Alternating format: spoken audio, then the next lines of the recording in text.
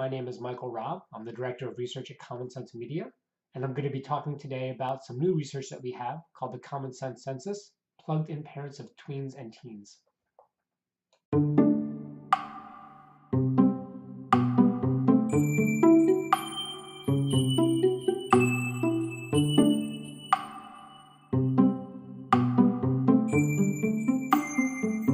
Now, the concept of screen time itself is one that may have outlived its usefulness.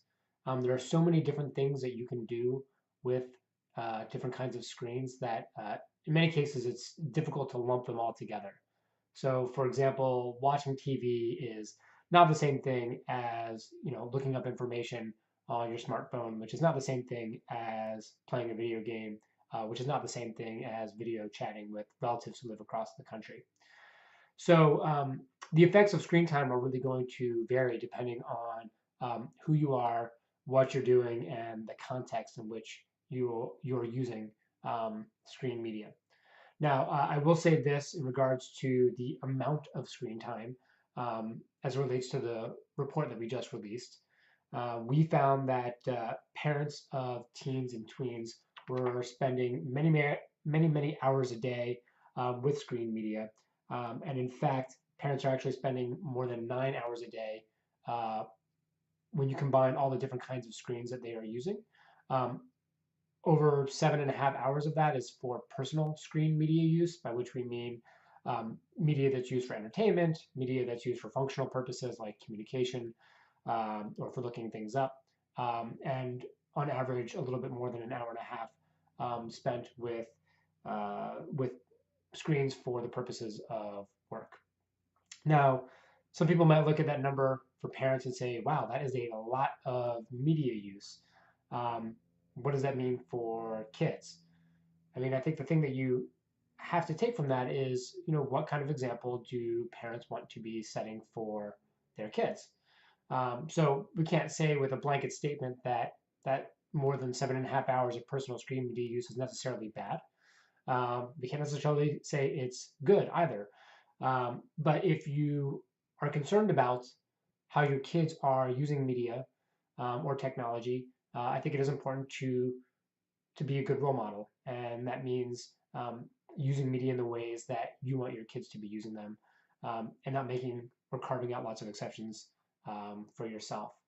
And to the extent that either parent media use or kid media use is displacing lots of interactions or conversation between family members, that's something that I would be concerned about.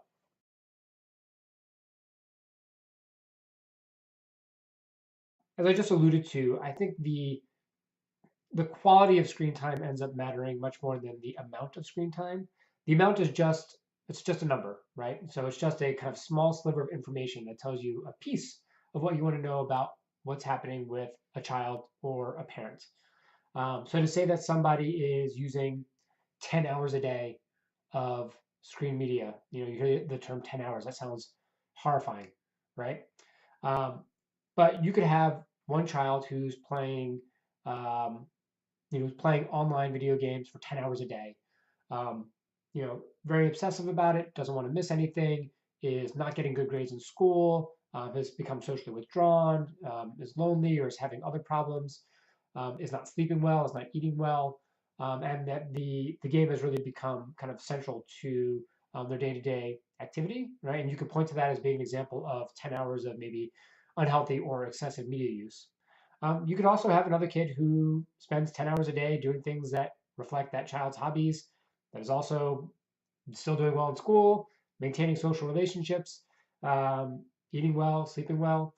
And even though the amount of time is the exact same, we wouldn't necessarily pathologize this child the same way that you might pathologize the child that I gave in my first example. So just knowing the quantity of screen time, I think, really is not enough um, in terms of knowing, what's concerning or not. Sometimes people refer to the three C's as being kind of a more useful way of thinking about kids' screen time. So the three C's are number one, the child, right? Who is that child? What's their developmental stage? What's their age? What interests them? What motivates them? The second C is content. right? Is it high quality content? Is it junk? There's nothing wrong with necessarily, just having something that's just for entertainment purposes. But there are certainly examples of high quality learning products, TV shows or movies that are higher quality, and finding the right ones that match that child at the right time in that kid's life, can be more beneficial. And the third C is context, right? So how is media being used, right? Is it part of um, a child's home life, right? Where it's maybe a child is consuming it independently in the room. Is it something that is a family activity? Is it something that's being done in the context of a school activity? Are parents asking or talking about what kids are seeing or hearing in their media, right? That context of use, again, is going to also be a lot more helpful to know about necessarily than just the quantity of screen time being consumed.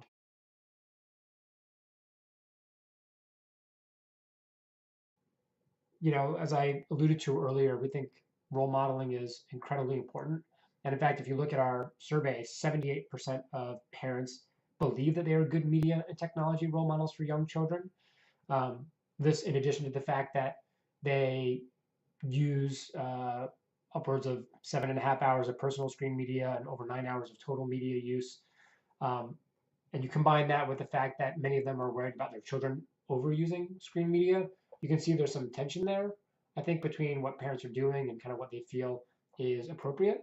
And so the advice that we give is really not just for the children, it's for the parents as well. But it's about just kind of carving out some small times and places where you want to find balance, where technology might not necessarily be something that you want to include in an activity. So, for example, we have an initiative at Common Sense Media called Device Free Dinner, right? Where we point to the value of dinner. We know that there are a lot of positive outcomes associated with regular meal times for families, and suggest that during meal times that parents and children put their devices away, turn them off, put them in their pockets, put them away from the table, but not be distracted by what's going on their devices, so that they can have um, uh, a good conversation at the dinner table.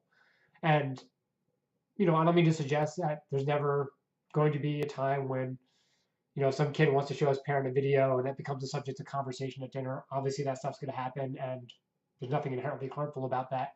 But kind of overall, getting into the habit of having a device-free dinner is kind of one step I think that parents might take to try to find more of a digital balance if you feel like tech is kind of overrunning your life.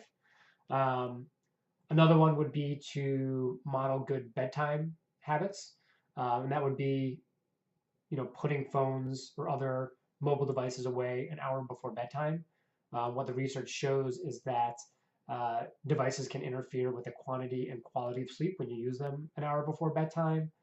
The reasons that they think this might be the case have to do with the kinds of light that gets emitted from different kinds of screens, and also you know consuming media that might make you just more alert and so make it harder to calm down and go to sleep. These are things that they think might be going on. Whatever the case or the reason might be, um, disconnecting before bedtime and having that time as kind of a wind down time is another way to find digital balance. And then beyond just kind of carving out places and times to put technology away, also, modeling things like single tasking, like when I'm using a device that I don't go back and forth between my device and another person, for example, or between too many things so that I'm so distracted that I can't focus on any one thing. Another good thing to model is how to select good quality media. Um, Parents can play a role, especially when their children are younger, in helping to find good, high quality content that's well matched to their kids' needs. And that's another great place where you can start to instill some quality digital habits.